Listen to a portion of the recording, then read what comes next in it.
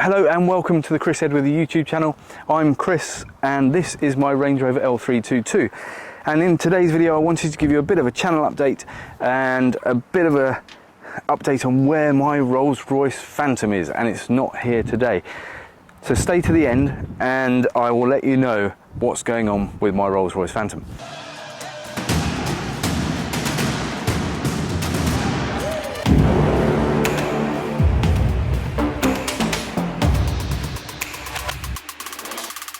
Today I wanted to run you through my Range Rover L322 because it's now been just over 2 years since I've owned this car and I've had my second year service bill. Now when I bought this car I did have all of the engine oil, differential oil, gearbox oil changed, so I knew everything underneath the car had been done and we were running on fresh oil throughout. And I chose to stick to the manufacturer's service guide of about 16,000 miles or annual service, which a few people say, and I read comments in other videos saying that actually you should service these maybe more like 10,000 miles because I think the timing chain tensioners are lubricated with oil from the engine. If they get clogged up or the engine oil gets thicker as it gets older, they can deteriorate and it can cause a problem with the tension of the timing chain and of course an engine failure. I didn't worry about that. I just went with what my local garage said, who are a Land Rover specialist, and I went with the annual service because I'd done about 16,000 miles in my first year. I've actually covered 35,000 miles in this car now at a cost of about £9,000 in fuel, from what I can work out. But let's look at the cost of ownership for the 2 years that I've had this car. Remember, I bought it and about 4 weeks after, 3-4 weeks after, I put it in for that major service.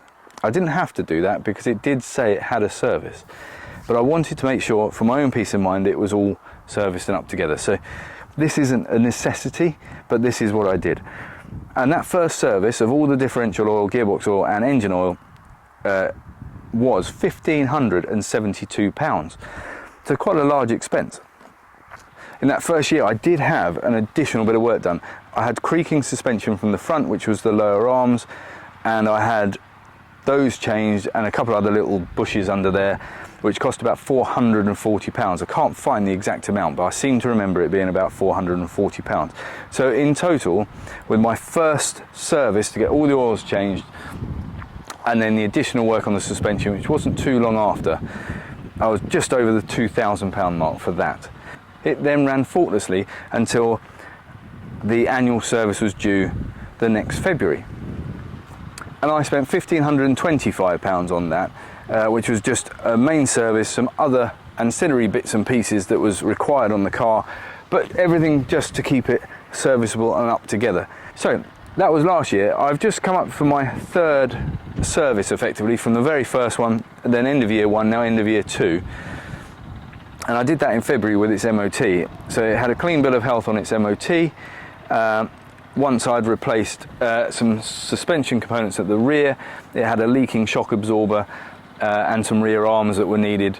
The front arms were obviously done last year or over a year ago, and now it requires the rear, so they were done as well. That was a cost, total cost including servicing, of £1,199. With the first one at about £2,000 with the front suspension arms, £1,500 for the second one, that's £3,500, and then another £1,200 on the last one. We're at what, £4,700 for the 2 years of ownership.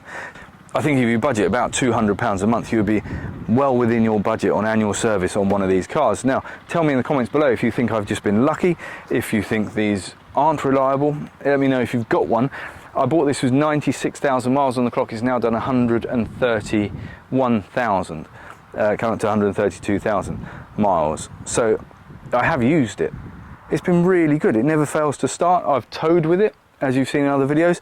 I've towed another Range Rover with it, in fact. So 3.5 tons on the back, drove like a dream. Doesn't let me down. It's comfortable. People always remark at how well it's maintained its look and aesthetic inside. Nothing looks 13 years old and cracked. The seats aren't cracked, they're in good condition. I keep it clean and tidy on the inside, not as clean and tidy on the outside most of the time, but it's a Range Rover. But I just wanted to share with you my experience of ownership for 2 years and what it costs to run. And just to be clear, I am expecting another bill because in the 2 months since I've had it serviced and MOT'd, I've done a few more miles and I do have a slight creak from this side on the front suspension. So I think those lower arms that I had done 2 years ago are starting to wear out. And I know it is, I think it's the bushes in them that deteriorate, and that's probably where the little creaking noise is coming from. But you know, another 300 or 400 pounds on front suspension arms I'm anticipating in this year, but I'm not in a rush to do that, not right now. They are working. It's the occasional creak when you go over a bump or articulate the suspension a bit too much. Other than that, it seems absolutely fine.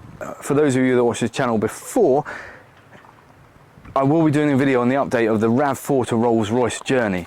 The car has moved on. Last time you saw me with that, I was in a BMW 320 diesel estate. I have sold that, I have bought another car, and if you've watched some other videos you may know what that is, but I will keep that under wraps. For those that know, great. If you don't know, then stay tuned. I will be making a video on that shortly. Now, the question you've all been asking me is, where is the Rolls-Royce? Do I still have it? Have I sold it? Did it cost me a fortune? Has it gone to scrap? I do still have the Rolls-Royce. Did it cost a fortune? Well, it took some time to diagnose because I didn't take it to a Rolls-Royce main dealer. I took it to my friend Paul at Kiss Auto Centres in Brighton, him and his guys know their stuff. And they said to me, it's a camshaft sensor that is the problem.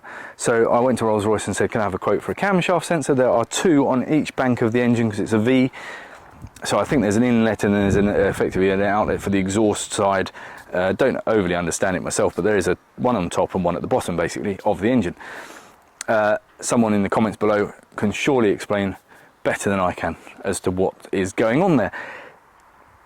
But they told me at Kiss that all I needed was the exhaust side sensor. And sure enough, I got the part in, tiny little box, £112 the part, official Rolls-Royce part. It was fitted, and I had a bill from Kiss for £198, including the VAT for all the diagnostics and the fitting of the sensor.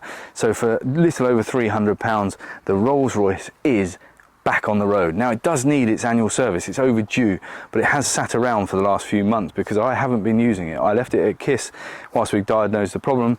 I wasn't overly in a rush because I was busy and I couldn't make videos for yourselves.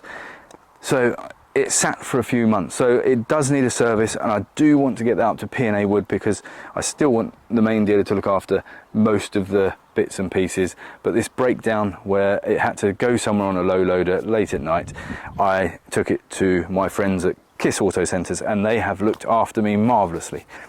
So she is back. I will be making a video on her, and that will be coming, I think, as the next video, or if not, the video after that.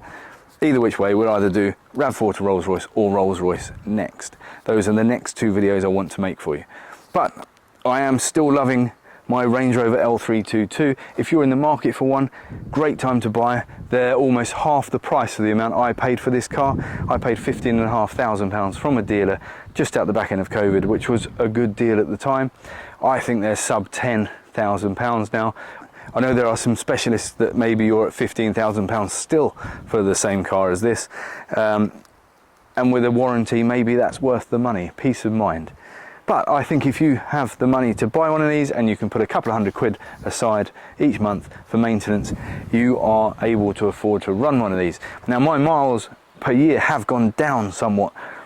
I won't be doing 17,000 miles in it this year. I'll probably only do about 7 or 8. So it'll be interesting to see the cost of ownership. Now I'm doing less miles. I always think cars are better used than sat. So the more it sits and the less it's used, do the issues start to creep back in? Or actually, because I'm using it less, wear and tear items, it costs less. I know I've got that suspension item to fix and we'll get on that and we'll get that done in the next couple of months, but it is only occasional. So it's not an urgent repair. It didn't come up on the MOT, and it's only in the last week or so that that's come up after doing a few thousand more miles. And I must say, I haven't had that properly diagnosed. I'm Mr. Mechanic myself has gone, that sounds like something I've had before. So I might be wrong. Anyhow, I wanted to update you with where I am with this, with RAV4 to Rolls-Royce and the Rolls-Royce herself. So I hope that gives you a little update, and I will be back on YouTube more regularly. So stay tuned, and thank you so much for watching. Please like the video, subscribe to the channel if you've enjoyed this video, and I have more content to come where I'll actually be driving the cars too. So until next time, I'll see you soon.